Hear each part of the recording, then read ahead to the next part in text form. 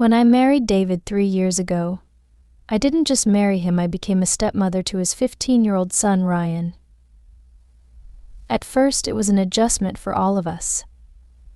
Ryan's mother had passed away when he was just 10, and while he was polite, there was always a lingering distance between us. We tried to navigate the new family dynamic with as much sensitivity as possible, but things were rarely straightforward.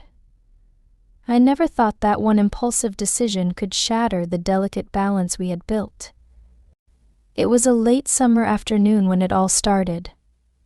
David had left early for a business trip, and Ryan was out with friends.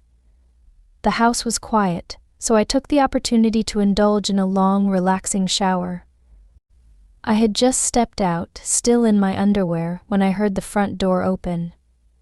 I assumed it was Ryan returning home earlier than expected. Not wanting to make a scene, I grabbed a towel to cover myself and quickly headed to my bedroom.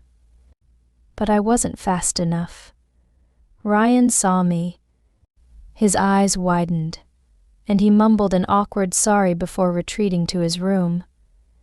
I laughed it off at first, thinking it was a harmless, albeit embarrassing, encounter. I didn't realize then that this moment would spiral into something much more complicated. In the days that followed, I noticed a shift in Ryan's behavior. He was more attentive, offering to help with chores and engaging me in longer conversations. At first, I was pleased. For the first time, it felt like we were genuinely connecting. However, the conversations began to veer into personal territory, questions about my life before meeting his father, my dreams, and even my regrets.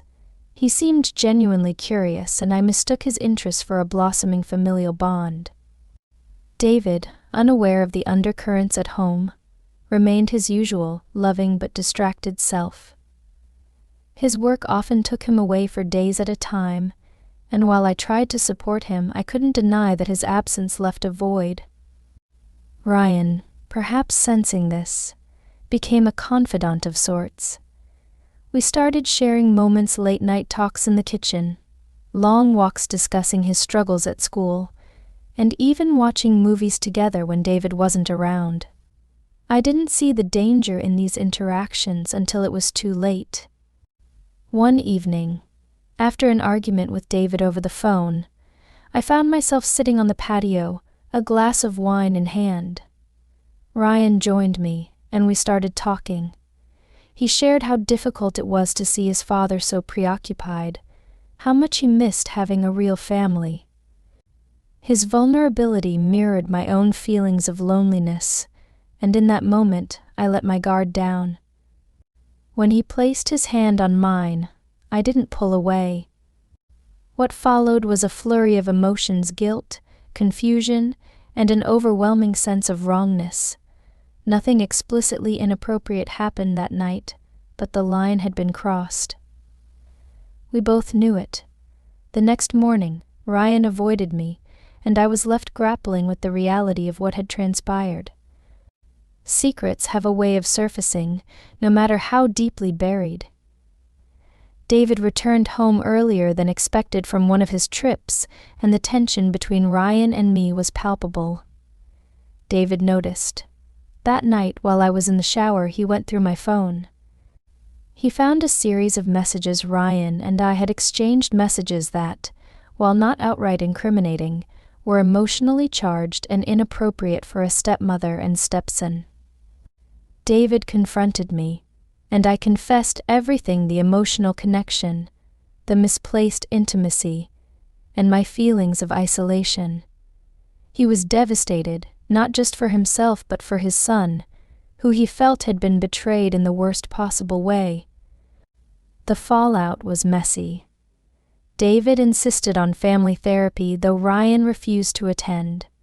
The sessions were grueling, forcing me to confront not only my actions but also the underlying issues in our marriage. David admitted that his work had taken precedence over our relationship, and I acknowledged my failure to set boundaries and communicate my needs. Ryan moved in with his maternal grandparents for a while, and the distance allowed everyone to reflect. When he eventually returned, the dynamic between us was forever changed. We maintained a polite but distant relationship, a far cry from the closeness we once shared. David and I are still together, but our marriage is a work in progress. The trust we once had is fractured, and rebuilding it has been the hardest thing I've ever done. I've learned that emotional infidelity can be just as damaging as physical betrayal, if not more so. It's a lesson I carry with me every day, a painful reminder of how easily lines can blur when boundaries aren't firmly in place. Looking back, I see how loneliness and unmet emotional needs can create a perfect storm for poor decisions.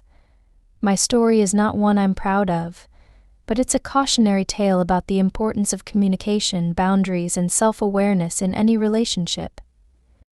Love isn't just about passion or connection, it's about responsibility and respect for yourself and for those who trust you. Infidelity, in any form, leaves scars. It's not just the act but the ripple effect it creates, touching everyone involved. For David, Ryan, and me, those scars are a reminder of our shared humanity, flawed, complex, and striving for redemption in the face of our mistakes.